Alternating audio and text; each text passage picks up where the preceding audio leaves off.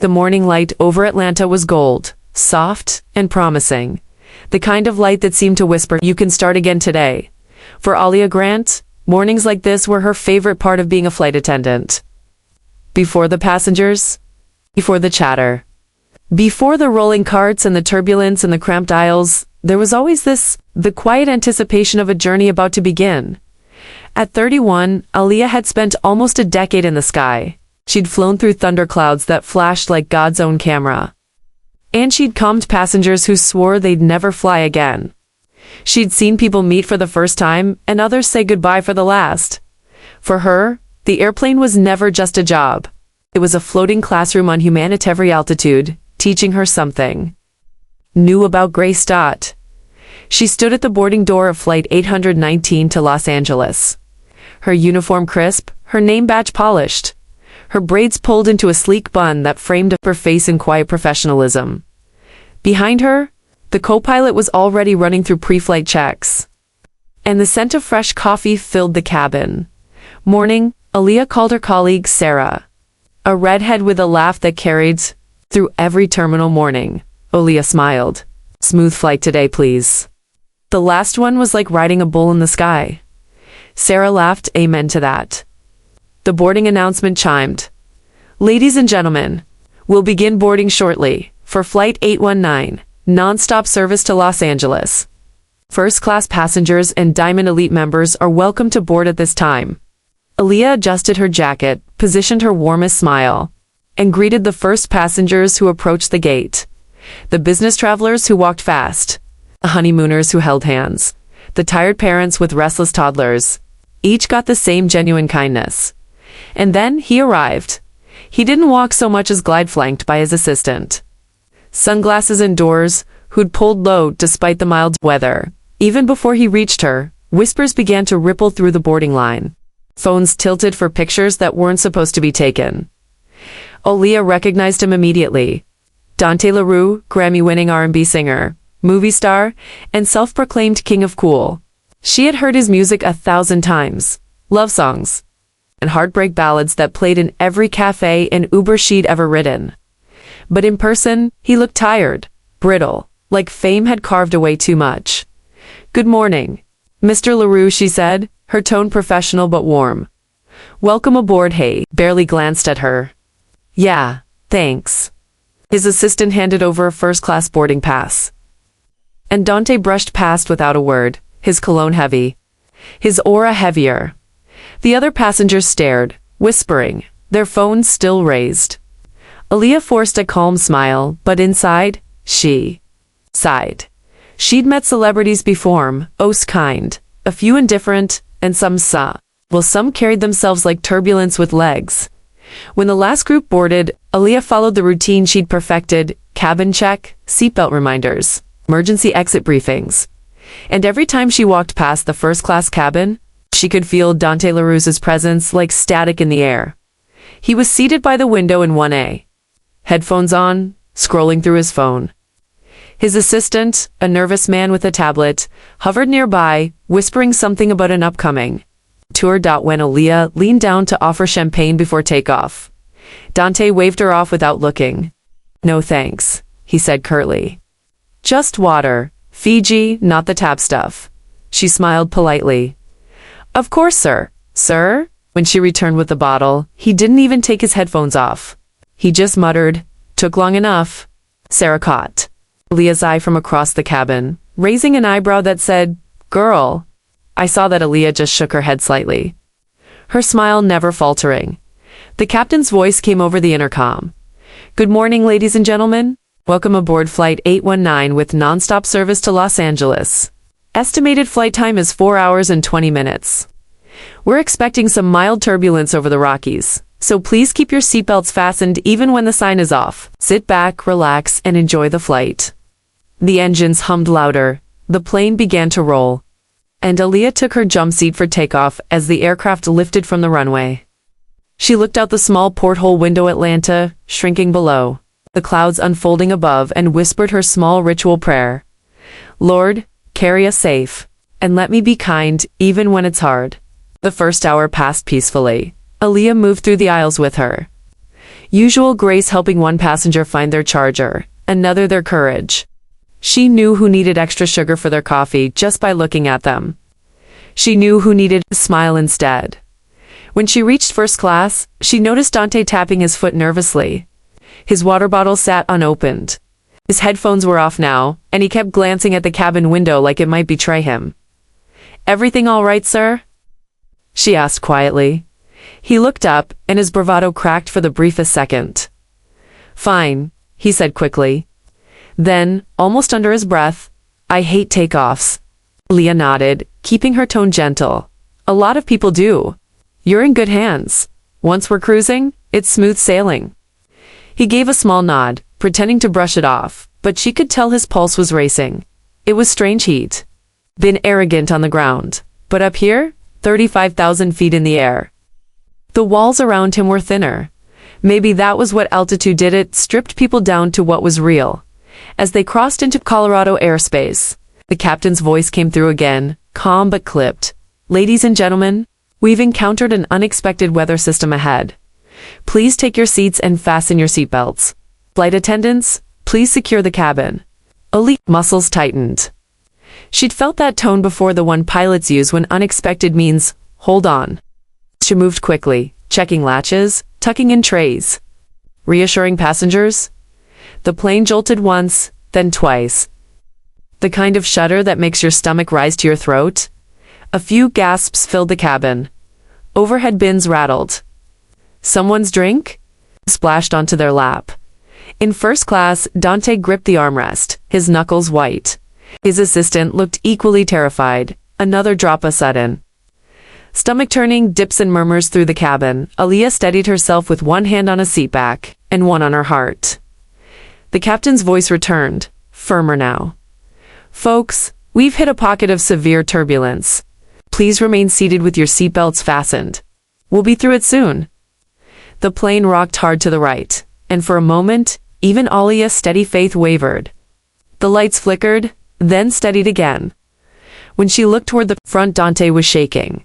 His sunglasses had fallen, and his eyes, terrified, unfocused, met hers. "Ma'am," he stammered, his voice cracking. "What's happening? Are we going down?" Aaliyah moved toward him, bracing against the sway of the aircraft. She crouched beside his seat, her voice calm and steady, despite the chaos. "No, sir. We're not going down," she said softly. "This is just turbulence. It feels worse than it is." He swallowed hard. "You don't know that?"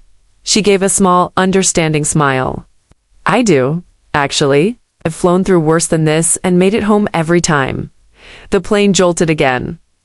He flinched, covering his head instinctively. His breathing came fast, shallow. "Mr. LaRue," she said gently, placing a hand on his arm, "look at me." He did. His eyes were wet. I can't do this," he whispered. "Yes, you can," she said. "I'm right here. We're going to breathe through it together." "All right." He nodded shakily. "Deep breath," she said, inhaling slowly. "In through your nose. Out through your mouth." He tried, but his breath came out ragged. "Again," she said, her voice a quiet rhythm against the roar of the engines. In, out. Slowly, his chest began to steady. The tremor in his hands eased. When the plane dipped again, he grabbed her hand without thinking. She didn't pull away. "It's okay," she said softly. "You're all right. You're safe." He squeezed her hand tight enough that she could feel his pulse. Fast and human, matching the heartbeat in her own palm. Asterisk, the plane shuddered again, a hard rolling tremor that made a few passengers gasp out loud. Aaliyah felt it run. Through the cabin floor, through her knees, through her stomach. She'd felt worse. Yes, but this wasn't mild. This was the kind that tested people. This was the kind that made strangers grab each other's hands like lifelines. She stayed exactly where she was. Crouched in the aisle, steady, grounded. Face level with his. "Keep breathing," she said softly. "In, out," Dante tried. But panic had already spilled into his eyes. His throat moved, swallowing air like it burned. "Hey," she said. He didn't answer. "Hey," she said again. Firmer. "Look at me." He forced himself to meet her gaze. "Tell me your name," she said. He blinked. "You? You know my name." "I didn't ask what they call you," she said gently. "I asked what you call you. That unlocks something." He breathed in hard, exhaled with a shudder. "Dante?" he finally managed. "There you go," she said, like it was a victory. "Okay, Dante, my name is Aaliyah. You are not alone up here. Do you understand me?" He nodded weakly. Outside. The sky threw another body check at the plane. The cabin lights flickered. Somewhere in coach, someone screamed. Dante's grip on her hand tightened. "Oh God, oh God, oh God, oh God, listen to me," she said, quietly. "We are in air. We are built to ride air. Pilots are trained for this. This aircraft is built for this. And I have gotten through this before, and I will get you through this now. You are not dying today." His voice broke. "I'm not good with," he swallowed. "I don't do not good with flying." He shook his head. "Not good with not being in control?" That landed. She watched his face change. That was it. Not the height, not the sound, not even death. Loss of control. He was a man who built entire rooms out of yes. A man who texted someone to move a flight, move a meeting, move a tour, move a rumor. But up here, the sky didn't care who you were. Aaliyah knew that look.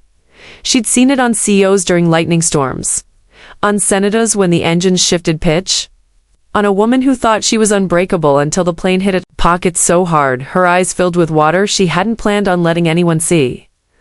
"Okay," she said softly, "then I have a better offer for you than control." His eyes darted up. Desperate. "What?" "Trust." "I don't." His throat worked. "I don't really do trust either." Her mouth curved just a little. "You're about to think." Plane dropped again, a brief stomach-lifting lurch. A few overhead bins rattled in chorus. Somewhere in the cabin, the assistant across the aisle had both hands over his face, whispering, "Please, please, please." Sarah was 2 rows back, buckled in, lips moving in silent prayer. Eyes on Aaliyah. Dante flinched and lurched forward, shoulders tense, breath shallow again. "Okay," she murmured, keeping her voice a soft center in all that chaos. "We're gonna do this together. You and me." She shifted her weight, bracing herself against his armrest with one hand, holding his with the other. Then, softly, she said, "Can I pray with you?" For a moment, he just stared at her. Nobody had talked to him like that in years. People spoke. At him, for him, around him, about him. People didn't talk to him. His throat clenched. He nodded. "Double quotes yes," he whispered, and it wasn't stage smooth or PR ready. It was naked. She nodded once, like a promise made and accepted. "Okay," she said, "then we're going to pray together until we're back on the ground." He let out a shaky, almost hysterical laugh. "The whole time?" "The whole time," she said. "You hold on to me. I'll hold on to you. You do not look out the window. You just listen." He exhaled, shaky. "Okay." She took his free hand with her second hand. Now she was holding both of his almost, like they were in a quiet booth together. Not in first class at 34,000 feet in a storm. She bowed her head a little. In that humble way that says both reverence and professionalism, her voice dropped even lower. Warm and steady as a heartbeat. "God," she whispered, "we're asking you for calm." Dante's shoulders trembled. "Put your hand on this plane," she said. "On every bolt, on every wing, on this cabin, on this crew. Put your hand on the pilots' minds. Make them sharp and clear. Give them wisdom and steadiness." The plane rocked again, but slower this time. As if the air were rolling, instead of snapping, Aaliyah didn't even pause. "Lord, I'm praying your peace over your child right here," she said, and she squeezed his hands just enough. "He belongs to you in the air, just like on the ground. Fear does not own him. Panic is not his God. Let him feel you in his chest instead." Dante inhaled shakily. It wasn't controlled. It wasn't pretty. It was survival. "That's good," she whispered. "Keep breathing. You're doing it." He closed his eyes and nearly folded forward. Both hands still locked in, hers like she was the railing on the last step of a burning building. Another rumble, a shiver through the floor. Like driving fast over an uneven road, Aaliyah didn't even flinch. "You carried us this far," she whispered. "Carry us the rest of the way. We trust you, amen." When she said amen, something in him cracked. Not loudly, not the way things break in anger, more like a seam letting go. Around something that had been under too much pressure for too long, he exhaled, and it sounded like surrender. After a moment, he whispered, voice raw, "My mama used to pray like that." Aaliyah smiled. "She taught you?" He swallowed hard. "She used to, when I was little. On buses, I used to get carsick, and she'd say, 'Baby, you are held. You are not falling. You are held.' And she would just talk like God was right there in the fourth seat." Melted. Something warm in Aaliyah's chest. Right there, in the middle of the shaking airplane, with the lights jittering and the air bumping. She saw it. Not the chart-topping singer. Not the tabloid face. Not the man with the security entourage. A son. "Okay," she said softly. "We're gonna borrow her words then." He blinked at her, his eyes shining. She leaned a little closer. Her voice was lower now, almost a hum. "You are held," she murmured. His breath hitched. "You are not falling." He squeezed her hands. "You are held," she repeated, slower. "You're held by metal. You're held by physics. You're held by crew. You're held by God. You're not falling. You're held." Something inside him loosened. The ever muscle on fire tension began to ease. Dante let out a shuddering, almost silent sob he hadn't given anyone in years. Then another, then another. His forehead dropped, just lightly, to where their hands met. Not a bow, more like a letting go. "I'm sorry," he breathed. "I'm sorry, I'm sorry." Her brow softened. "For what?" His chin trembled. "I shouldn't fall apart like this. Not in public." "I can't stop," she said gently. He looked up. "You're human at 35,000 feet, she said. "That's all you are right now? That's all you have to be?" He swallowed hard, and his voice went small. "I don't remember the last time I got to be just that. Just human." She let silence sit with him. Sometimes silence is more merciful than words. The plane jolted again, less violent this time. More like a shudder rolling through the body of the aircraft than a drop. He tensed instinctively and flinched. But this time, he didn't gasp. Didn't yank. Didn't squeeze his eyes shut like he was trying to disappear. Instead, he did what she had taught him. He breathed in, out, in, out. His heartbeat gradually slowed where she could feel it pulsing against her palms. "You're doing perfect," she whispered. His mouth quirked in a small, exhausted, crooked almost smile. "Perfects. Not a word people use for me lately. I'm using it," she said, "so it counts." She stayed there with him, through the worst of it. She didn't rush back to service. She didn't pretend she had something more important to do. She stayed. Which to Dante was the strangest part. People didn't stay with him. People showed up. People performed concern. People spoke care like a brand partnership. People said, "You good?" And didn't want to hear no. But she stayed. He watched her face when the plane shook, hunting for fear in her eyes. There was an onlyfocus.com/warmth, a small line of concern, not for herself, but for everyone. For people who couldn't see her, for people who didn't know her name. Who does that for strangers anymore? He swallowed. Why are you being nice to me?" She almost laughed. "Just a little. What does that mean?" He blinked at her. "You know what I said to you when I got on this plane." She watched him for a long heartbeat. Yes. She remembered. He had brushed past her without looking. He'd said, "Yeah, thanks," like the words were beneath him. He'd snapped about his water like she was nothing but a walking drink cart. He had treated her like a service. Not a person? She knew. Of course, she knew. But she only tilted her head and said softly, "That was then. This is now." He stared at her. She continued, voice even, steady, Plenty of people talk soft when life is smooth. I pay more attention to how somebody treats folks when they're scared. He let out a wet, cracked half laugh, so I'm doing better now. You're doing honest now, she corrected. And Lord, the way his face changed at that. How long had it been since anybody told him honesty was better than composure? He swallowed, and his next words came out softer, almost young. I didn't mean to talk to you like that. At the gate. That wasn't about you. He shut his eyes, jaw tight. Everything's loud all the time. I wake up and I'm already being watched. I go to sleep and I'm still on. People think they know me and don't. Sometimes, I forget how to act right with people who don't want anything from me. Aaliyah nodded slowly, her hands still holding his like anchors. Thank you for saying that. His voice dropped. I'm sorry. I know, she said. He let out a long, slow, shaking breath. That's the part that hurts, he whispered. What part? You saying it like you actually do? She smiled. That's 'cause I actually do. For a moment, he couldn't speak. Then, the plane gave one last hard shake. Then leveled, not smooth, not yet, but steadier. The kind of movement you could breathe inside? The captain's voice came on, more relaxed now. Folks, this is your captain speaking. We've made it through the worst of that patch. Thank you for staying seated. We appreciate you. The cabin erupted in sighs of relief, nervous laughter. One person clapped. Someone else quietly whispered, "Thank you." Jesus.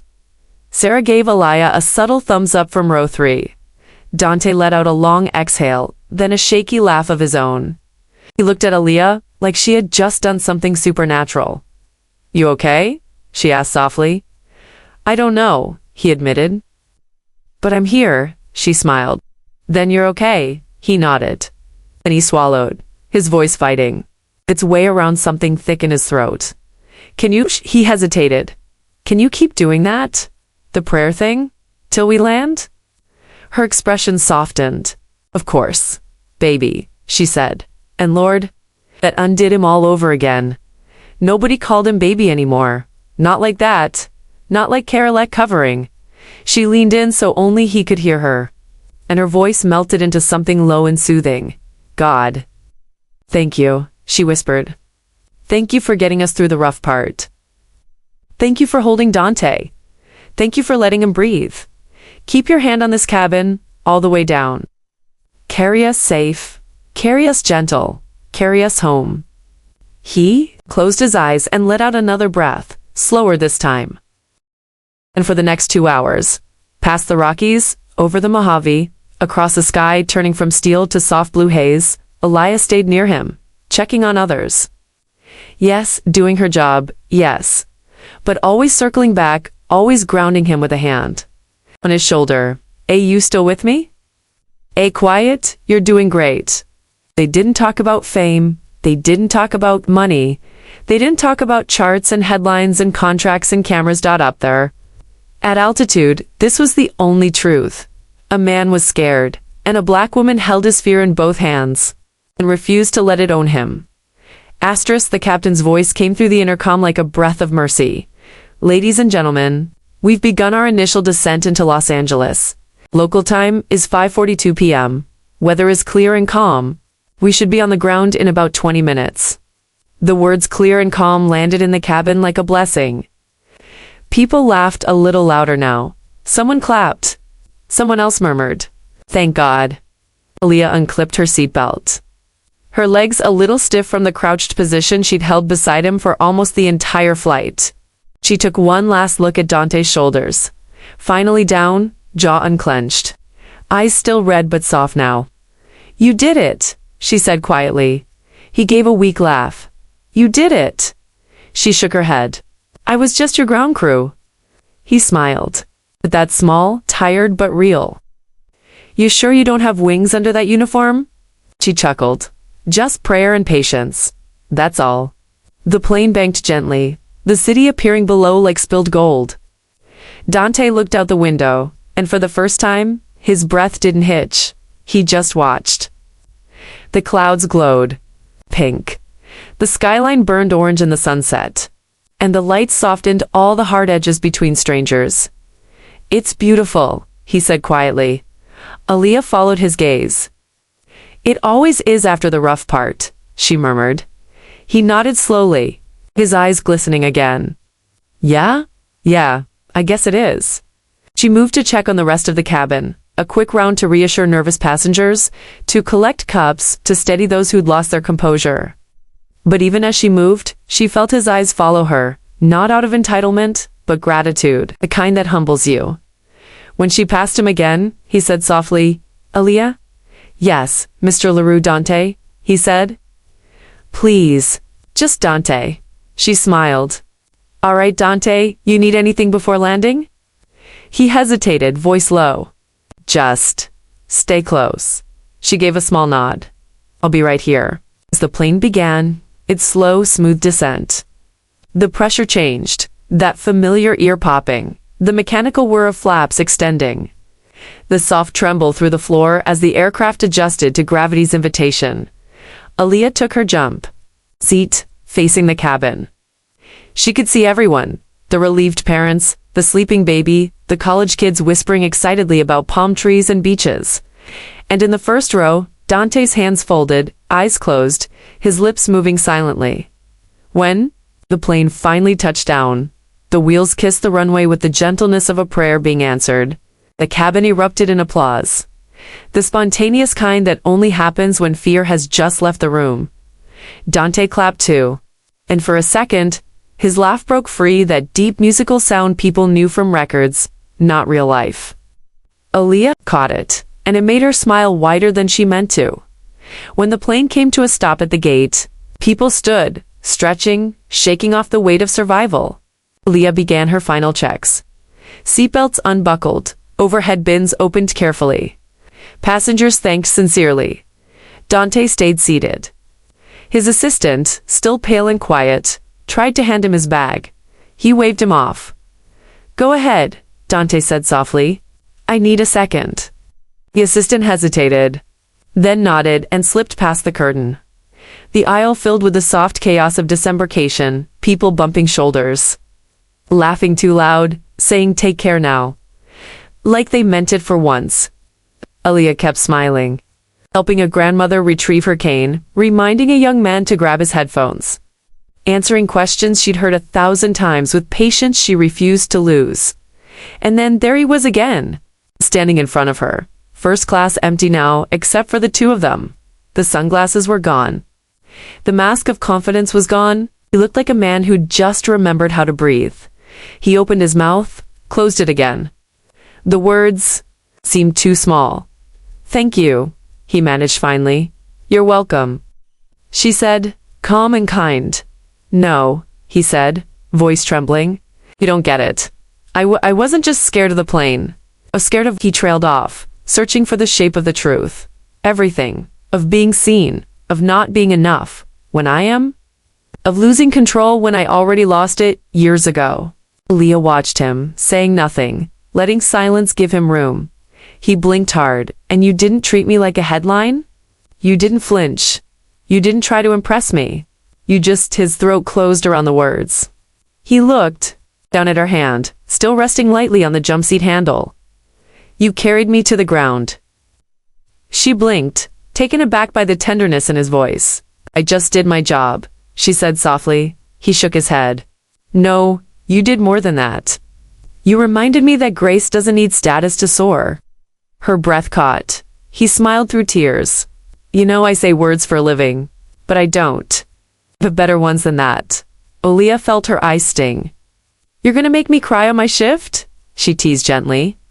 "Then we'll both cry," he said. He hesitated, then reached for her hand. Not as a fan, not as a man asking for anything, but as a human reaching for gratitude itself. She squeezed his fingers once, then let go. "Take care of yourself, Dante," she said. "And next time you fly, remember, the sky's not your enemy." He nodded, smiling faintly. "I'll remember. If I forget, I'll call for you." "I'll be here," she said. He walked off the plane slowly, shoulders no longer squared in defense, but open. as if the air was finally allowed to touch him. By the time Aaliyah gathered her things, the gate was almost empty. She stepped into the terminal. Feeling that strange quiet that comes after a flight, the world suddenly still again after hours of motion at the end of the jet bridge. She saw something that made her pause. Dante was standing near a row of windows, surrounded by a small group of people, photographers maybe, or fans who'd recognized him. Normally, he would have walked past them, sunglasses on, guard up. But not this time. He looked different, lighter. He was speaking softly to them, not performing, just talking. Then one of the bystanders asked him something that made him point back toward the plane. "She's the one," he said. "That woman right there. She carried me to the ground." A few heads turned toward Aaliyah. She felt her face flush, but she didn't move. She just smiled, small and knowing, then disappeared back into the terminal crowd. That night, as she sat in her hotel room with the city lights humming below, Aaliyah checked her phone. Her social media feed had already begun to buzz. Clips, quotes, posts. Someone had recorded Dante at the gate, telling his story. The caption under a video read, "Celebrity thanks flight attendant for saving his life midair. Grace doesn't need status to soar." She watched the clip once, then set her phone aside. It wasn't about fame for her. It never had been. She leaned back against the headboard, whispered her nightly prayer, the one she always said. After landing safely, "Thank you, Lord, for another flight, another lesson, another chance to be kind." And from somewhere deep inside her, she felt peace answer back.